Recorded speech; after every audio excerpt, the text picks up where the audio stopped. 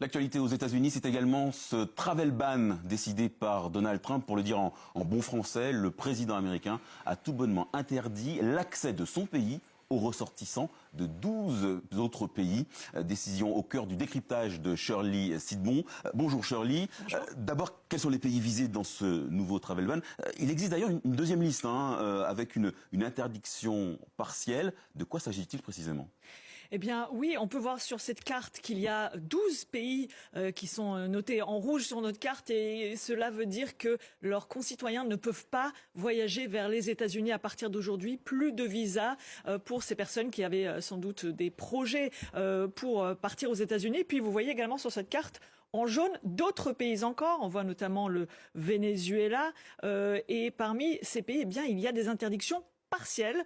Alors il y a quelques exemptions, c'est pas 100%, parce qu'il y a quand même des personnes de ces pays qui soient rouges ou jaunes qui présentent un intérêt pour Donald Trump. Donc ces personnes-là auraient des exemptions. Il y a quelques cas particuliers, puis des personnes qui sont des résidents américains permanents qui se trouvent dans ces pays pourraient rentrer aux États-Unis puisqu'ils sont résidents permanents. C'est donc ce qu'on voit. Alors Donald Trump a expliqué que ceci a été fait pour des raisons purement concrètes, sécuritaires, que les pays en question ne font pas des vérifications suffisantes à la hauteur des exigences américaines au niveau sécuritaire. Et par ailleurs, il indique que ces pays refusent de reprendre leurs concitoyens lorsque les Américains veulent les renvoyer chez eux. Donc pour Donald Trump, il s'agit de faits très clairs, selon lui, dans sa déclaration. Nous rentrerons en détail un peu dans ce qu'il a dit exactement. Et puis, Donald Trump peut peut-être voir ces images de cette annonce qu'il a eue, parce qu'il explique que cette décision a été basée notamment sur des attaques qui ont eu lieu aux États-Unis. Selon lui, donc, le fait d'interdire l'arrivée aux États-Unis de certaines personnes de certains pays, eh bien, ça permettrait d'assurer la sécurité des États-Unis. Et il se base justement sur l'attaque qui a eu lieu dans le Colorado il y a quelques jours. Et dans cette attaque, eh bien, un assaillant qui était d'origine égyptienne, lui, s'est attaqué à une manifestation en faveur des otages israéliens détenus à Gaza. Donald Trump donc dit cette attaque m'a décidé à prendre cette décision, mais lorsqu'on regarde la liste, on peut voir la liste des pays visés dans cette interdiction, eh bien l'Égypte, le pays dont vient cet auteur, cet assaillant, n'est pas sur cette liste. Et voilà donc une incohérence supplémentaire vers laquelle pointent ceux qui critiquent le président américain. Alors, incohérence certes, est-ce que c'est la seule critique? Sur quoi se basent ceux qui sont contre la politique de l'administration Trump? Comment est-ce que l'administration explique la présence de tant de pays africains? Oui, exactement. 7 sur les 12 où l'interdiction est totale. Eh bien, il y a de nombreuses critiques de tout ordre. Par exemple, le fait que ce n'est pas rationnel.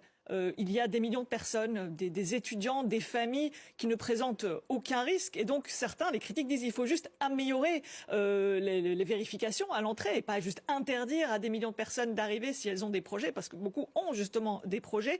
Et qu'en fait, le risque, il est quasiment inexistant. Donald Trump dit c'est pas grave si c'est inexistant, je veux qu'il n'y en ait aucun. Il y a également une incohérence. Lorsqu'on parle de taux de départ, il y a parfois un pays qui est interdit qui a un certain taux, le pays voisin a un taux qui est plus important, or il n'y a pas d'interdiction pour ce deuxième pays. Donc les personnes qui critiquent ces décisions disent qu'il n'y a aucune incohérence. Ils parlent après le Muslim ban de 2017 de Donald Trump, parce que des pays musulmans, à majorité musulmane, avaient été visés, notamment également la Corée du Nord.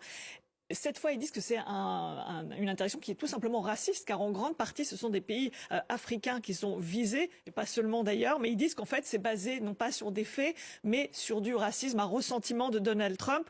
Alors, on peut voir ce que dit la Maison-Blanche, parce que bon, c'est en anglais, mais il passe pays par pays pour expliquer le taux de non-départ, de non-retour de citoyens à la fin de l'expiration de leur visa dans leur pays, et notamment le cas du Soudan, mais il parle de tous les pays.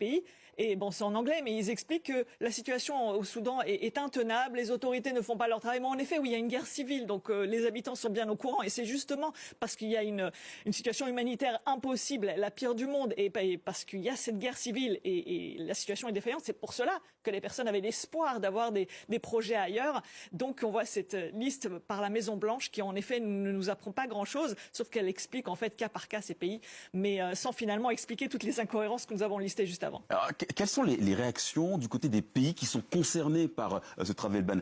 Il y a un exemple qui est assez notable, celui du Tchad, qui a retourné la balle à l'envoyeur. Plus de visa aux citoyens américains. Oui, et un tacle également contre Donald Trump, puisque le président du Tchad dit « Nous n'avons pas d'avion ou de milliards à vous donner ». Donc il fait référence aux pays du Golfe qui avaient offert des cadeaux aux États-Unis et à Donald, enfin aux États-Unis, et donc qui ne sont pas sur cette liste. Et le Tchad dit « Nous, par contre, nous avons notre fierté et donc nous prenons une décision réciproque. Nous interdisons désormais les visas pour les ressortissants américains. Mais au-delà, on peut voir également des habitants qui soient au Tchad ou encore en Somalie et ailleurs, avec des histoires et des témoignages qui peuvent briser le cœur, car on peut voir ces images de personnes, cette jeune femme qui avait des projets d'études, qui a économisé pendant des années, qui a eu son visa, et maintenant elle apprend qu'elle ne peut pas partir. Des projets dans tous ces pays, on pense souvent à Haïti, avec des personnes qui font face justement à une situation humanitaire, sécuritaire, impossible, qui avaient de la famille aux États-Unis et qui ne peuvent plus partir. Donc ce sont des histoires humaines qui sont extrêmement difficiles. Et puis également des femmes afghanes qui ne peuvent plus étudier en Afghanistan, ne peuvent plus rien faire, qui ne peuvent plus mener leur projet à bout et partir aux États-Unis comme elles l'avaient prévu. Et puis également en Somalie, nous avons quelques cas de cette famille, par exemple, qui avait gagné la loterie pour pouvoir partir, avoir sa carte verte et partir aux États-Unis. Et tout tombe à l'eau, ils ne peuvent plus partir. Et donc ils se disent, et c'est dramatique à entendre, nous sommes des gens bien, évidemment, nous sommes des gens bien, pourquoi est-ce que nous sommes interdits? Et donc toutes ces histoires de millions de personnes dans tous ces pays qui ne comprennent pas, même ceux qui ne voulaient pas partir, apprendre qu'ils sont interdits, ça fait un choc, et donc il y a de la colère, mais surtout beaucoup de tristesse.